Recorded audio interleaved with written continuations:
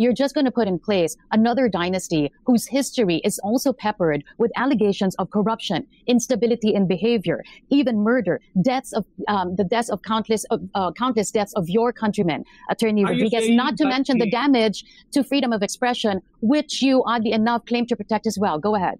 Are you saying that when Bongbong Marcos, assuming he will step down, we will abandon the 1987 Constitution and skip the rule on succession? You've mentioned about murder. Meron bang kasong murder ang Vice President? I'm talking about another dynasty. She's another member. She's a family member of another dynasty. Mas malaki ang boto sa Pangulo. Wala tayong magagawa ron. I never advocated anything.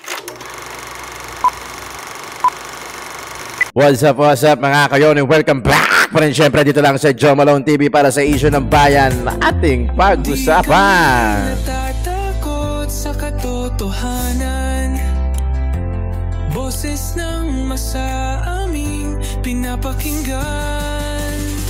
Joe Malone TV, issue ng bayan. Isang mapagpalang araw sa inyo mga kayon. Huwebes, November 20, 2025 sa Pilipinas. Para sa mamamayan, totoo ang laban, hindi puro drama. Grabe, daming pangyayari. Lahat ng tanong may klarong kasagutan. Kasama ka dito sa diskusyon. Pero syempre, di natin tatantanan yan. Laging alerto, Wapag match ang truth ang hanap, di kami natitinag. Grabe. Walang dayaan, Maganda yung mga talakayan natin ngayon. diretsong usapan. Tirahin natin na itong mga to. Joe Malone TV, issue ng Grabe yung mga pinaggagawa sa Pilipinas. pag-usapan. Tunay na balita, walang kinakampihan. Sumasalamin sa katotohanan lamang. Ang hindi ako papayag na ako lang yung bad trip, kailangan kasama kayo.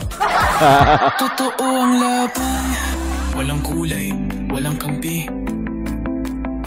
Balita, talakayan, katotohanan para sa bayan. Oh, mega love shoutout at members natin dito sa Joe Malone TV. Siyempre, walang iba kundi si JU Production, Ma'am Lorna Tovera, si Larry, Florina Dacomos, Paulos Lutong Bahay, Danny Ubaldo, pati na rin si Manik Sangko. Meron po tayong joint membership dyan para doon sa mga gustong pumasok. Welcome po kayo habang masikip pa. Mga members ay mga ano natin, mega love shoutout sa lahat ng viewers natin, OFW ka man o nandito sa Pilipinas, sumasalakay, nararamdaman yung ganitong klaseng sitwasyon at gulo at issue dito sa Pilipinas. Mega love shoutout sa inyo, ang titibay natin. Maganda yung talakayan natin ngayon maganda yung pag-uusapan natin ngayon. Hindi ko alam kung aabot tayo doon kay Attorney Vic o baka mamaya sa susunod na kasi itong si Lacson Mahaba-haba kasi yung pinagsasabi na ito ni Lacson. Kaya bigyan natin ng magandang laban din, di ba? Yung ginawa ni Senator Amy. Dati sinasabi ko to I'm sure matatandaan niyo to. Dati sinasabi ko na hindi niya ipagkakanulo yung kapatid niya kasi blood is thicker than water. 'Di ba? Kumbaga pwede mong pagsabihan yung anak mo pero hindi yung kapatid mo pero hindi publicly. Pero ngayon publicly.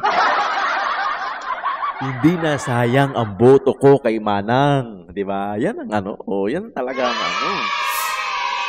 ginulat niya ang buong mundo at sinabi na nagdodroga daw ang kanyang kapatid. Ayan. Akala ko hindi sasabihin, akala ko hindi darating sa ganung punto. 'Di ba? Noon, binabanggit natin, 'di ba? Yung sinasabi ni VP Inday sinasabi na nausap-usapan. Banggitin mo na kasi na nagda-drugs yung addict mo, yung kapatid mo. Total, alam mo naman yan, kapatid mo yan. 'Di ba? Sabi ko, hindi niya gagawin yan dahil ikaw ba? Diba? Ganun pa nga ako Ikaw ba, pagkakalat mo ba sa buong barangay mo na, buong barangay lang barangay mo na adik yung kapatid ko, sa mga kabarangay, diba? Hindi mo gagawin yun, diba? Pero kahit na alam mo, pero ito po, buong mundo, nationwide. International pa, ang design, ang wallet na maswerte. Diba? Tapos eto na, si Saldico, humirit din, part 3 pa, part 1, part 2, part 3. So parang nako-confirm nga yung sinabi ni Gutesa, nagtutugma, di ba? Grabe yung mga pangyayari ngayon. Ang tanong, mapapababa kaya? Siyempre, sasabayan nila. Ang latest ngayon, parang meron na atang warrant of arrest si Bato, pero hindi pa alam ni Ombudsman, ni Boyeng, kung kailan ilalabas o kung basta nakita niya na daw. So yun ngayon yung ipantatapat nila doon sa mga revelasyon na nangyari. Bili mo, successful yung peace rally ng INC. Nagbitaw si Congressman. Si Senator Marcoleta, di ba? Nag-speech. Si Aimee yung pinaka-latest. Kaya talagang puta, sabi nung INC, game over. Game over na, wala nang third day. Di ba? Kasi pagod na rin daw yung mga, in fairness naman sa INC. Naglinis sila, maayos yung rally nila, hindi na kailangan ng mga kapulisan sa paligid.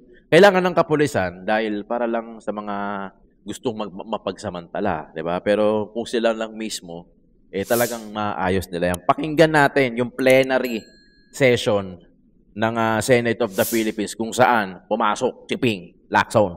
I have it on good information that yung announcement na ginawa, yung statement na ginawa ni ex-Congressman Saldico, na nagbintang siya na 100 billion, sinasabi niya na utos daw ng Pangulo na isingit sa BICAM. Your Honor and I both know that the 100 billion, and we went over, I know na, both of us went through the list independently or separately. And you and I agree na totoo yung listahan ng 100 billion pesos. Talaga nasingit sa BICAM. But yung sinasabi ni Saldico on social media as posted na nag-deliver siya ng 25 billion representing the 25% commission di umano para kay Presidente, that I will attest na hindi totoo. Siyempre, amo mo yan yun talaga Gago ka ba? absolutely untrue or false. Untrue or completely false. Why? Because, last Sunday, I received a call from the camp of former Undersecretary Roberto Bernardo. Ang sinasabi niya, noong nakita niya si Saldico sa social media na nagsasabing merong 100 billion di umano inutos ng Pangulo na isingit sa BICAM, napag-alaman ko from Undersecretary Bernardo na may mga tao sa Malacanang, not the President, not authorized by the President, who misrepresented him. I will name some of them. Undersecretary Adrian Bersamin. He name-dropped the President, making Saldico believe na utos ng Pangulo na ipasok sa BICAM yung insertions na 100 billion. Ito naman, ginagawa nyo naman kami piyangan ng kahapon. Madali na lang yan. Yang papalabasin, papaniwalain na galing mismo kay Presidente, pero hindi naman daw. Madali na lang yan. Tanungin nga natin yung viewers natin kung maniniwala. Now, di ba? Yusek Traigib Olaybar. Other personalities. Anyway, regarding the 100 billion, binrake down, kasi nireview niyo yung kanyang notes. This is all related even to the appointment of Secretary Recto to be the Executive Secretary. As he is now the acting, I guess acting kasi hindi naman pwede magbigay ng ad interim appointment because Congress is not in recess, di ba? So, okay. Anyway, ang sabi niya sa akin, hindi po totoo yan, Mr. Senator. Kasi ang breakdown ng 100 billion, 81 billion, yun yung na-assign sa DPWH. Oh, DPWH, patay. Yung 29 billion, other agencies. Hindi niya alam. Out of the 81 billion or out of the 100 billion, yung sa 81 billion, 52 billion, siya ang personal na nag-handle. Ako po nag-handle nun. Nasa notes niya, ito yung kanyang table, binigyan niya ako ng kopya. 51.01, I think almost 52 billion. Anyway, So 52 billion, yun yung personal hinandle niya. And talagang sabi niya, naghatid ako ng pera as kickback. But not to the President, but to Yusek Olaybar. And sabi niya, ang pagkaalam niya, kasama si Yusek Adrian Bersamin. 8 billion pesos, Mr. President. In at least 10 deliveries. The modus that yung arrangement nila modus na. may tigisa silang armored van. May armored van si Yusek Olaybar, may armored van siya, magpapark sa basement ng Diamond Hotel, darating yung van driven by Olaybar, and Papalit. possibly, sabi niya, hindi siya sigurado, and possibly, Papalit. along with Adrian Bersamin. Bakante yung armored van, ipapark, idadrive yung isang van na puno ng pera. Ranging from 800 million hanggang 2 billion. Umabot ng 2 billion only because sometime in March, yung kanyang date na sinasabi from, I think, March hanggang April, yung delivery. Very good nga raw siya, sabi ni Yusek Olaybar, kasi nakakapag-deliver. Ang biggest kasi naipon, because March 11, natatandaan niya, inaapuran niya na si Undersecretary Olaybar, nakunin na kasi napupuno na at saka matagal na nakapark. Ang sabi niya, sabi ni Olaybar sa kanya, wag muna kasi magulo ngayon dahil inaaresto si dating Pangulong Duterte. So naipon yung laman ng van, sabi niya, mga 2 billion pesos. That was the single largest or biggest delivery that he made to Olaybar. Kung saan napunta, hindi natin alam. But personally, he knows or he knew that, kasi personally, nagpapalit sila, amounting to 8 billion pesos. 1 billion, he delivered to Secretary Bonoan. So that's 9 billion. Yung 8 billion was representative of 16% of the 81 billion or 82 billion. Ang usapan daw nila initially was 15%, Mr. President. Tumawad pa raw ng 1% si Olaybar, pero suspecha niya, natatawa raw siya dahil para sa sarili na lang ni Olaybar yung additional 1%. Kaya umabot siya ng 16%. 1 billion to Secretary Bonoan. Siya mismo nagbigay. So he was asking for my advice. Ang sabi ko sa kanya, can you put it in your own handwriting? And I'll see to it that it will reach the President. Isipan mo. But I took notes. When he was narrating what he was about to write down, I was taking notes together with my 2 lawyers. He was also with his lawyer. So, and that happened. The President received the handwritten Nakapag-storya na, no? narration. Ang sabi niya nga rito, eto, meron akong notes dito eh.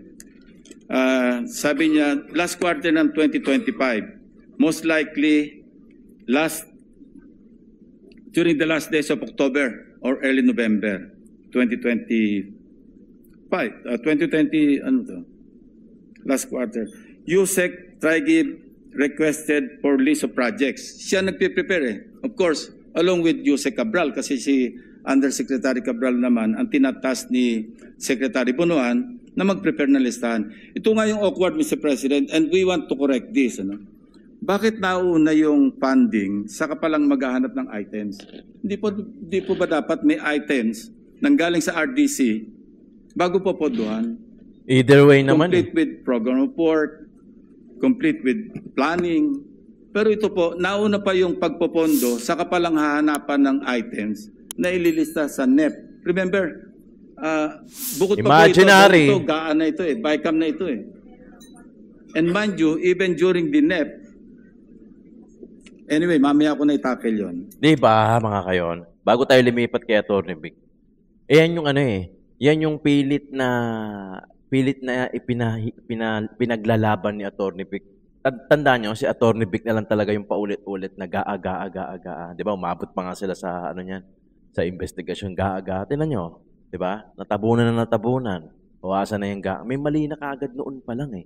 Sa gaa eh. Di ba? Alam na nila eh. Planado pa rin. Planado pa rin lahat yan. Pucha, hindi naman pwedeng bigla na lang naisip yan. Tapos, maging-insert kaya tayo ng bilyon-bilyon. One thing is for sure, niloko nila ang taong bayan. Ninakaw nila ang pondo, ang kaban ng bayan. Ngayon, papaikutin na lang tayo nito. Ako nakikita ko, personally, in my own opinion, I'm entitled for Article 3, Section 4, 1987 Philippine Constitution, yung freedom of speech. At opinion ko na lang, ha. One thing is for sure, may ninakaw.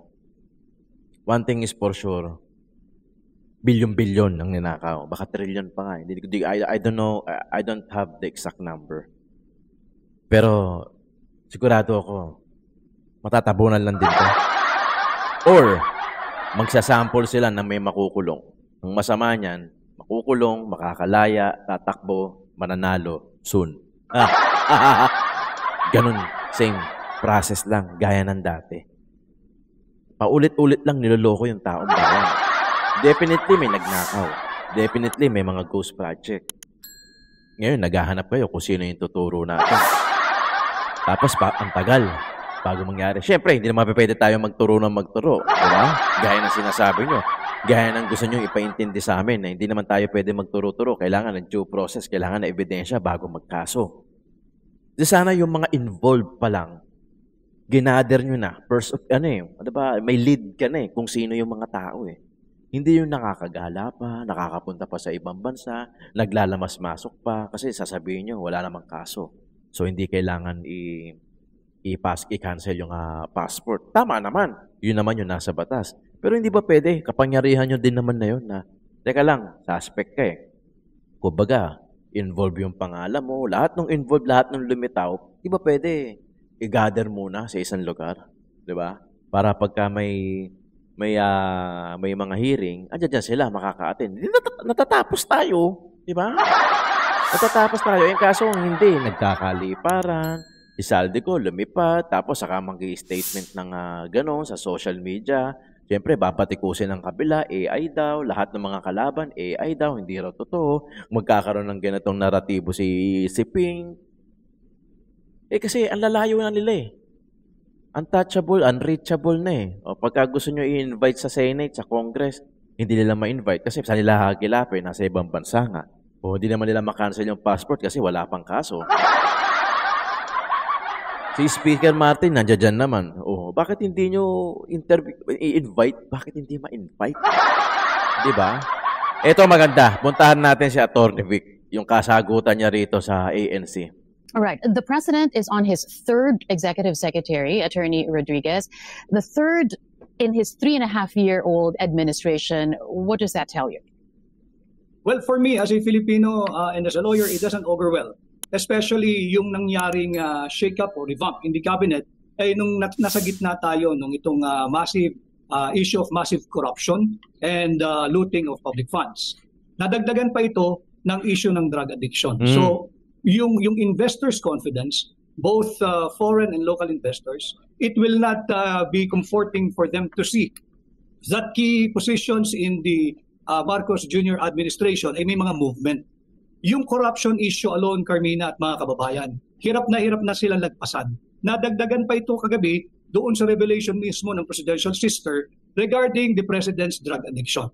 So ang issue na pumapalaot sa ating bansa ngayon, hindi lamang korupsyon, kundi drug addiction. Here's the thing though, Attorney Rodriguez, we're not just talking about some administration here. We're talking about an administration that you helped put into power. What is your sense, from your vantage point, how would you describe the Marcos administration now? Magkakaroon na ito ng inability to govern. Sapagkat yung tiwalang ibinigay sa kanya ng sambayan ng Pilipino noong May of 2022, naubos, Carmina. Nalulungkot ako in a way because ang daming nagtiwala noong 2022, hoping that the Philippines will take off at pangungunahan niya yung pag-alis ng ating ekonomiya from its pandemic state. Pero nakikita natin ngayon, bagsak ang ating GDP, bagsak ang ating foreign direct investment, bagsak ang ating piso, bagsak ang ating stock market, bagsak ang kumpiyansa ng mamamayang Pilipino. Yes. Hindi lamang sa issue na ng korupsyon ngayon, kung hindi yung issue ng drug addiction, bumalik na naman dahil nga categorically, sinabi ng presidential sister mismo kagabi, yung pagiging drug addict ng kanyang kapatid, ng Pangulo mismo ng Republika ng Pilipinas. And this is serious. You know, you have to take into consideration what I always and repeatedly say, yung Article 11, Section 1. Public office is a public trust. Public officers and employees must at all times be accountable to the people. Yung drug addiction, Carmina, is not just a crime. It's a brain disorder. It's a public health issue. Yes. At yan may kinalaman din sa Article 12, Section 7 ng ating saligang batas, that in cases of serious illness of the president, the public must be notified as to his state of health. Here's the thing, though. As I said a while ago, Attorney Rodriguez, you helped. You were Yes. also responsible in Yes. putting this president to power. Didn't you see any of these allegations of the president's sister way before it was divulged by Senator said Amy this- Marcos? I've said this many times, Carmina, and I will say this again in your program. I am no virgin when it comes to talks of his being a drug addict or drug dependent or drug user. Pero wala akong nakitang personal nang kami magkasama. Hindi ko talaga nakita eh. And surprisingly, he was able to produce a negative drug test result specifically for cocaine use. And that was sometime in 2021. Pero hindi nga matapos-tapos ang isyong ito, tinuldukan pa o exclamation point pa kahapon ng kanyang kapatid. Yes. So, ang kinakailangan gawin talaga ay sumailalim sa open, fair, transparent, and credible hair follicle drug test. I'll Yan. be talking to the press secretary in a moment after I talk to you to get his reaction to that. But let's move on with this interview. I was able to Kinatna ni see one of Carmina, your no? live streams, Attorney Rodriguez, and you said, and this is not verbatim, wherein you said, kung nakinig lang sana, kahit 50% noon, nung mga nanggagaling po sa inyo, hindi sana ganito yung sitwasyon. Again, not verbatim, but would you confirm that you said that? Yes, yes. Okay. I- Ano yung sinasabi nyo dati? Kung sana nakinig lang ang Pangulo. Go ahead. It's also, by the way, it's also in my book. So consistently, ang sinasabi ko, nagkaigi kami that we will pursue good governance. At ang aming tatalakayin sa 6 na taon ay kung paano mapabuti ang buhay ng mga mamamayang Pilipino. At nagsimula nga iyan nung marami nang nagmamadali na mapunta sa mga posisyon na alam ko naman ay hindi nais maglingkod. Gusto lang gumawa ng pera, gusto lang mangrakot, gusto lang, alam mo yun, magsamantala ng kanilang closeness to the president or someone who is close to the president na nag-refer sa kanila. Kung yun pa lang ay naging consistent siya at talagang inuna niya yung paglilingkod sa ating bansa, hindi niya aabutin ang ganitong kalaking krisis. Ano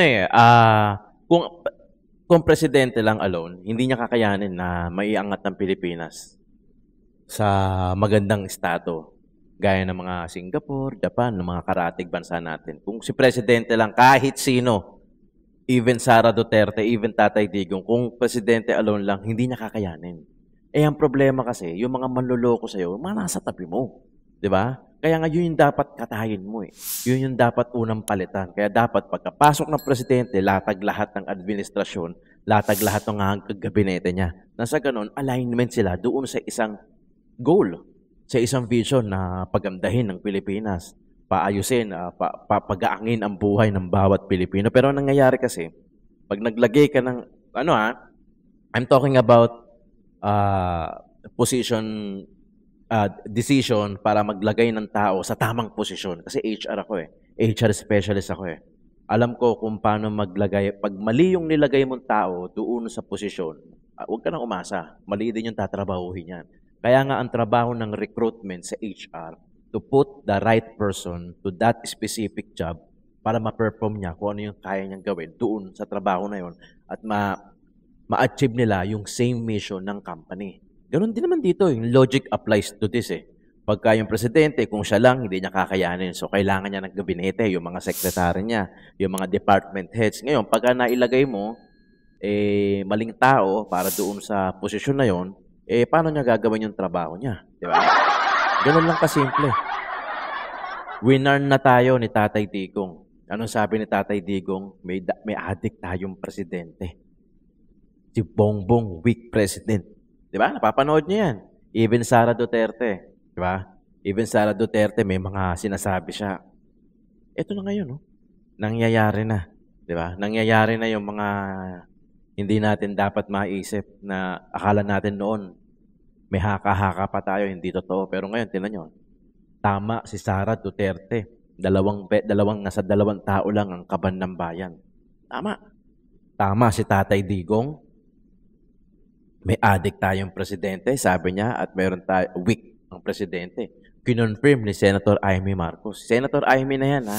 Kapatid niya yon at nakakatanda pa siya. Di ba? Sinabi niya yon sa buong mundo na nagdodroga yung ating presidente. Ngayon, public trust na yan ng tao. Paano mapagkakatiwalaan ngayon kung ang presidente nyo adik? Sige nga, di ba? Let's talk about the recent resignations. The resignation of DBM Secretary Mina Pangandaman. Did it come too little too late for you? Yes. Well, how Because so? this Why? issue, 100 days mahigit na nating pinag-uusapan itong isyong ito. Matagal lang kinakaladkad ang pangalan ni DBM Secretary at yung kanyang paano nabuo yung sweetheart deal na 2.85 billion between sa DBM at yung USEC ng Department of Education na hanggang ngayon ay hindi mapatawag-tawag ng Blue Ribbon. At apparently, just before we go on live, I think, ay nagsumiti na rin ng kanyang resignation, yung USEC ng DepEd na si Tridib Olaybar. Ano ito? Bakit nung nagkakaipitan na resignation and then what? Yeah. Aalis din sila sa bansa? Yes. Katulad ng ginawa ni Secretary Saldico. Manny Bunoan, kagaya ng ginawa ni Saldico. Yan yung mga dapat nung una pa lamang ay ipinatawag na nila kung gusto nilang maging credible kung ano man ang gagawin nilang investigation. As I have said yung point natin kanina. many times, sa lahat ng gagawin, lalo pat ganito kaselan, perception is everything. If people perceive you to be protecting yung mga kampon mo, then the whole process tainted na. Yan ang nangyayari ngayon. Let's go back to when it all began. We know that the former DBM secretary was one of the OGs in this cabinet, was appointed by the president. You were still there at that time.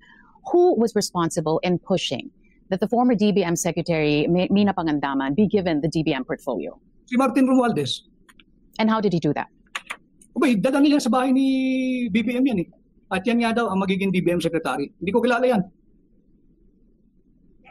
And what was being said during that time as to why she should have that portfolio? Well, apparently, marunong daw sa proseso ng gobyerno, marunong naman talaga. Sumobra nga lang ang dunong, hindi ginamit sa tama. At qualified naman, etc. Okay naman. I am just the executive secretary, the glorified secretary to the president. Yun lang naman ang papel ng executive secretary. So pag nagdesisyon ng presidente, itong ating BBM, di yan ang ating BBM. But malinaw sa akin na ang nagdala dyan sa bahay ni BBM doon sa Forbes ay si Martin Romualdez. Hindi ho ba kayo nagtaka ng mga panahon na yon? As you were forming the cabinet of the president whom you helped win in the 2022 elections, kung bakit siya? Hindi ako pwedeng magduda, Carmina, lalo na pagka meron ng disposisyon o desisyon ng aking Pangulo. Sapagkat, again, I'm just his alter ego. Eventually and ultimately, kung ano ang kanyang mapapagpapasyahan, hindi naman pwedeng mas marunong pa tayo sa pinakamataas pagdating sa ng gobyerno. Diba? So, nung binigay niya yung kanyang approval, yung kanyang imprimatur, diyan na ang BBM Secretary. But was there something during that time that gave you pause, that sort of made you tentative about the decision, giving her, the former DBM Secretary Pangandaman, the budget portfolio? Go ahead. Sincerely, Carmina, wala na akong opportunity sapagkat nung dinala nung gabing iyon, right there and then, okay, siya ang DBM Secretary. Bilis. Dahil nga dinala ni Martin Romualdez. Knowing what you know, that she resigned out of delicadeza, should this have been Pangandaman's reason, or even without the revelations of former Congressman Zaldico, should there have been another reason for the resignation of Pangandaman, given that she, too, was responsible for the passage of, at the very least, the questionable budget for 2025? Nahirapan na siya magsinungaling at mag-cover up for this administration. Mahirap magsinungaling, lalo na kung yung disbursement ng ating national budget, itong illegal, invalid, immoral, unconstitutional, criminal 2025 national budget, mahirap mo i-cover up yan. Hindi mo mako-cover up yan, puta na. Hindi lang naman single piece of document, ang daming papel niyan, ang daming kopya niyan, hindi mo ba pagtatagpi-tagpi iyan. And I think, umangat na rin yung presyo sa hindi na manageable level. That's why she asked for the president to let her go. But should that be the end of the story? No.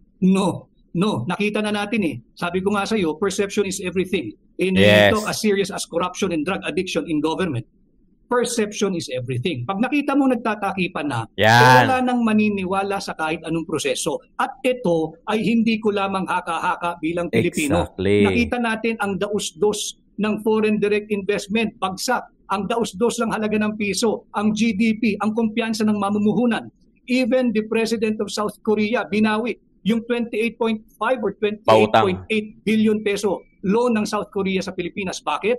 Ang rason niya, simple, massive corruption and looting of public funds. Nakakahiya. What do you know about Trigib Olivar, Attorney Rodriguez? You've mentioned his name several times in your live streams, also in various interviews. What do you know of him? Was he already there when you were forming the cabinet of the president? Hindi pamilyar yung pangalan niya eh. I keep on mentioning him, and even in your program, Carmina, based on the affidavit of former USEC Robert Bernardo of the DPWH, katangi-tangi eh.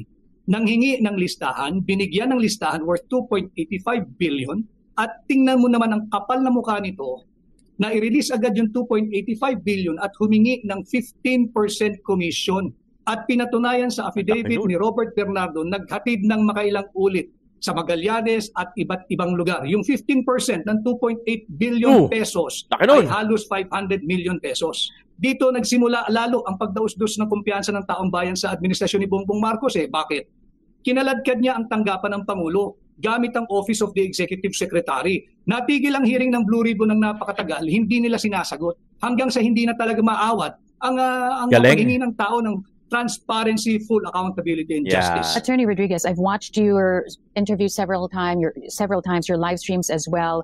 You've been calling for transparency and accountability. At one point, you even said, wala namang masama sa pag-ako ng pagkakamali. Again, not verbatim, but in so many words, you said that.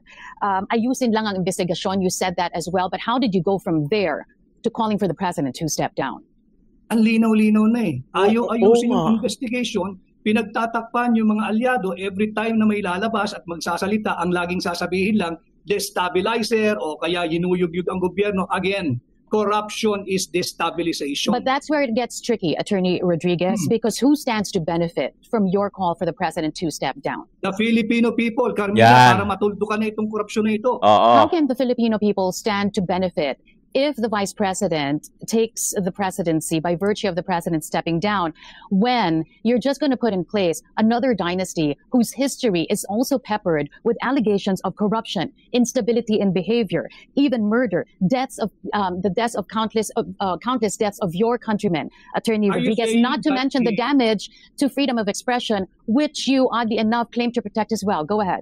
Are you saying that when Bongbong Marcos, assuming he will step down, we will abandon the 1987 Constitution and skip the rule on succession? You've mentioned about murder. Meron bang kasong murder ang Vice President? I'm talking about another dynasty. She's another member. She's a family member of another dynasty. Mas malaki ang boto sa Pangulo. Wala tayong magagawa ron. I never advocated anything that is outside of the constitutional loop or constitutional orbit. But here's the thing. By the rule on succession, when the president is no longer capacitated to govern, the vice president shall assume the role of the president. But how can you? Hindi ko inimbento yun. Hindi mo inimbento yun. Iyan ang ating saligang batas. How can you, Attorney Rodriguez, separate your advocacy for anti-corruption from this constitutional succession, as you said? The vice president, who stands to benefit from your call, is also mired herself in corruption allegations. How does that reconcile with your anti-corruption advocacy? As a media practitioner, alam mo na walang ini-issue at clear na ng Commission on Audit ang Office of the Vice President kung ang pinatutukuyan mo ay yung paggamit ng intelligence funds. At walang nakabinbin na anumang kaso or impeachment laban sa pangalawang Pangulo. So yung iyong sinasabi na meron siyang issue ng korupsyon, yan ay gawa-gawa. Nakikita naman natin nung makakaliwang grupo na ayaw nang makabalik ang tatak Duterte na servisyo. But hindi siguro tayo matatapos dito kahit maghapon tayo sa iyong programa. Ang aking tugon doon sa iyong katanungan, kung sakaling bumaba ang kasalukuyang Pangulo, naturalmente umiiral ang ating saligang batas, ang Vice Presidente ang siyang hahalili sa mababakanting posisyon. Wala akong magagawa doon, wala kang magagawa. Hindi natin pareho imbensyon yan. Iyan ay nakasulat, nakagarantiya at nakaukit sa ating 1987 Philippine Constitution. Di ba? Sino ba yun? Di ba? Masyadong halata ka naman, iha. Diyos ko naman, Pinagpipilitan nyo pa eh. Parang gusto niya pa talagang bumaksak ang Pilipinas Lagapak na nga tayo. Lagapak na nga tayo. Wala, ninakaw na nga yung budget nila. Ano pang gusto nyo? Tapusin pa niya yung 2 taon? Grabe, no? Mga kayon, laging yung matindi kasi ang SOCMED Kayang paniwalain ng tao, kayang gawing masama ang tao, at kaya din gawin mabuti ang isang taong masama. Kaya be careful enough. Make your own research sa particular na tao, 'di ba? Sa particular. Grabe, tingnan niyo ginagawa. Tingnan niyo yung ginagawa, 'di ba?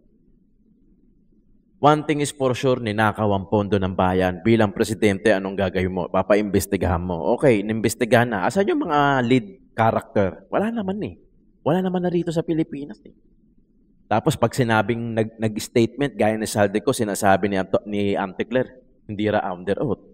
'Di ba? Tapos magkakaroon ng ibang naratibo si Ping. 'Di ba? Anong gusto nyong isipin namin na para sa bayan kayo? Hindi ganun yung para sa bayan. Look at yung point ni Atty. Vic, 'di ba? Nasa 1987 Philippine Constitution 'yon na pagka hindi na capable ng isang presidente at pinilit na mag-resign, ang susunod na magiging presidente, syempre yung vice. 'Di ba? Mga kayon, gumising. Lalo-lalo na yung mga malayo rito sa programa natin. Tayo kasi alam na natin Alam na natin yung laruan. Pero I have to, kailangan kong ulit-ulitin yung ganito. Kailangan kong sabi-sabihin yung ganito. Dahil kung hindi namin gagawin to kami mga political vloggers, sinong gagawa? Wala naman Diba? Pero yung mga nakalaban natin sa kabila, nagtatrabaho, nagbabayad ng mga vlogger. Diba? Nagbabayad ng kung ano-ano para malihis, para mapakita na tama sila, na sila yung tama, tayo ang mali, 'di ba? Pero tayo lang naman dito, 'di ba? Mga kayo na kailangan ko ng reaction niyo diyan sa COMSEC. Dito kay Carmina na to, Diyos ko. Atty. Vic, napakahusay mo, hindi rin nasayang yung boto ko sa'yo. Kahit na hindi ka nanalo. Sa 2028, magkita tayo. Maraming salamat, Joe Malone TV, Issue ng Bayan, ating pag-usapan.